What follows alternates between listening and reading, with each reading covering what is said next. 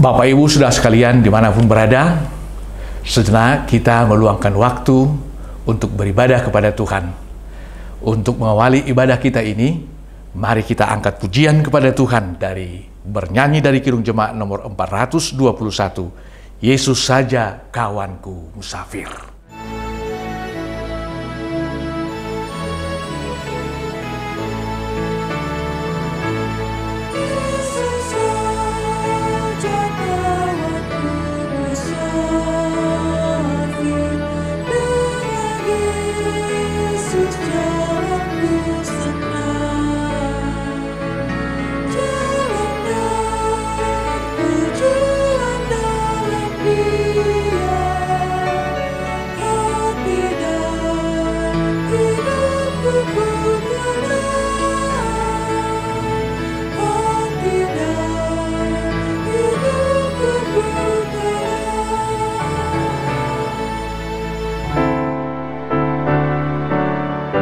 Kasih karunia dan damai sejahtera dari Allah Bapa dan anaknya Yesus Kristus menyertai hati dan pikiran saudara sekalian.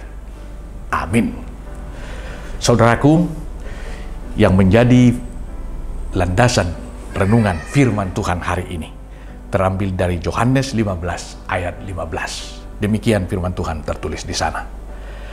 Aku tidak menyebut kamu lagi hamba, sebab hamba tidak tahu apa yang diperbuat oleh tuannya. Tetapi aku menyebut kamu sahabat, karena aku telah memberitahukan kepada kamu segala sesuatu yang telah kudengar dari Bapa-Ku. Demikian firman Tuhan. Aku menyebut kamu sahabat. Inilah status kita. Pergantian status dari hamba menjadi sahabat. Hamba tidak tahu yang diperbuat oleh tuannya, hanya tahu melakukan perintah tuannya. Tetapi kita disebut sahabat. Mengapa? Karena Tuhan telah memberitahukan semuanya apa yang Dia lakukan kepada dunia ini, untuk apa Dia datang. Saudaraku yang terkasih, status menentukan kedudukan. Status menentukan peranan. Seharusnya seperti apa kita. Nah, kalau hamba, peranannya hamba. Kita sudah bisa menganalogikan seorang hamba di tengah-tengah keluarga. Tetapi kalau sahabat, teman curhat, teman untuk menangis bersama, teman untuk tertawa bersama, senantiasa ingin untuk saling bersama, saling mendoakan, saling mendukung dalam kehidupannya. Luar biasa Bapak Ibu Saudara sekalian. Itulah status kita jika kita menjadi sahabat Tuhan Yesus. Yesuslah yang mengangkat kita menjadi sahabatnya. Keuntungan yang kita peroleh kalau kita menjadi sahabat Tuhan Yesus, maka Ia pun akan care dan peduli dengan kita. Dengar-dengaran dengan segala doa yang kita panjatkan kepadanya. Dia peduli ketika kita datang menghampirinya. Dia care dengan segala pergumulan hidup kita. Dia tidak cuek dengan kehidupan kita, persoalan kita, dan bahkan segala kerinduan kita pun akan menjadi bagian daripada sahabat kita itu. Luar biasa keintiman kita, dekatnya dengan Tuhan Yesus dalam kehidupan kita ini. Hanya yang menjadi persoalan dari kesiapaan kita selama ini, apakah kita sudah layak disebut menjadi sahabat Tuhan Yesus? Kalau kita mengetahui apa kehendak Tuhan itu dan melakukan apa yang Dia kehendaki, benarlah kita sudah menjadi sahabat Tuhan Yesus.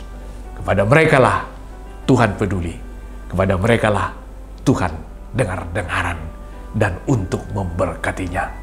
Jangan ragu, apapun aktivitas kita hari ini, apapun rencana kita ke depan, seorang sahabat pasti menaruh kasih di setiap kesempatan dan menjadi saudara di setiap pergumulan hidup.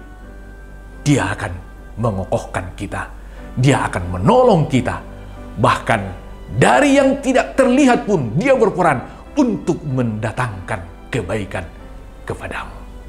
Dia akan melakukan itu. Karena apa? Karena dia adalah sahabat yang sejati. Amin. Kita berdoa. Bapa di dalam surga, kami bersyukur Tuhan yang mengangkat kami menjadi sahabat-Mu. Sungguh kami bersuka cita.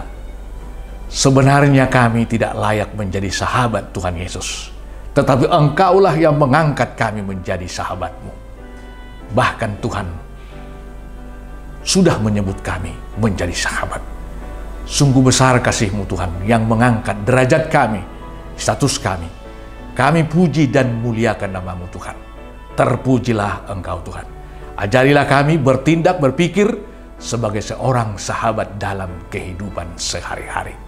Tuntun kami Tuhan, dikala kami berkekurangan, segeralah menolong kami dalam setiap kesusahan kami. Dikala kami kesepian, hiburlah kami Tuhan, agar kami terhibur dalam kehidupan kami ini. Hanya Engkaulah sahabat yang setia. Terpujilah Engkau Tuhan. Secara khusus, saudara kami yang menderita sakit penyakit, mereka juga sahabat-Mu Tuhan. Tolonglah mereka. Tangan-Mu yang penuh kuasa itu ulurkan untuk menyembuhkan mereka, menguatkan mereka di dalam setiap pergumulan hidup mereka, agar memperoleh kesehatan dan kekuatan untuk melawan setiap persoalan hidupnya. Berikan kesehatan Tuhan, berikan sukacita dan pengharapan yang hidup dalam kehidupan mereka, karena Tuhan senantiasa menjadi sahabat yang sejati, penolong yang setia dalam kehidupan kami. Buatlah kami bersukacita, dan bahkan atas semua sukacita yang kami miliki, kiranya nama Tuhan juga yang dipermuliakan. Terpujilah Engkau Bapa. Dengarlah doa kami, di mana kami akan berdoa bersama di dalam doa yang Tuhan ajarkan kepada murid-Mu. Kita berdoa bersama. Bapa kami yang di surga, dikuduskanlah nama-Mu, datanglah kerajaan-Mu, jadilah kehendak-Mu di bumi seperti di surga. Berikanlah kami pada hari ini makanan kami yang secukupnya, dan ampunilah kami akan kesalahan kami, seperti kami juga telah mengampuni orang yang bersalah kepada kami. Dan janganlah membawa kami ke dalam pencobaan, tetapi lepaskanlah kami daripada yang jahat. Karena Engkau yang empunya kerajaan dan kekuasaan dan kemuliaan sampai selama-lamanya. Amin.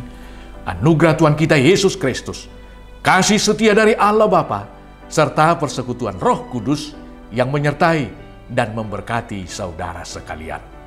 Amin.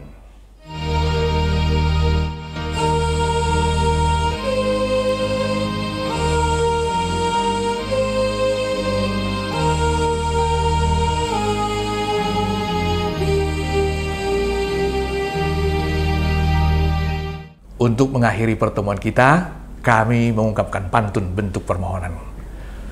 Bangun pagi, duduk di teras, sambil santai, mengingat kenangan. Cakep! Mari kita doakan dan sosialisikan Amang Pendeta Donald Sianturi agar meraih kemenangan. Cakep!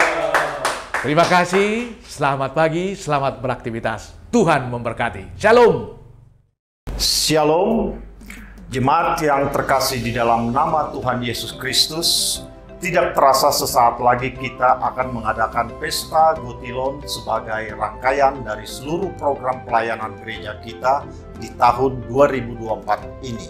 Untuk itu, izinkanlah kami menyampaikan beberapa hal sebagai sosialisasi untuk Pesta Gotilon yang akan kita laksanakan bulan Oktober 2024 mendatang.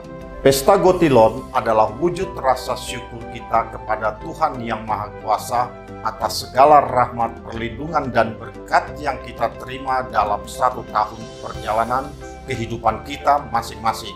Sungguh besar kasih Tuhan bagi kita sehingga bisa melalui berbagai keadaan baik suka maupun duka. Pesta Gotilon akan kita rayakan bersama pada hari Minggu 27 Oktober 2024 dalam satu kali ibadah minggu masuk pukul 9 pagi.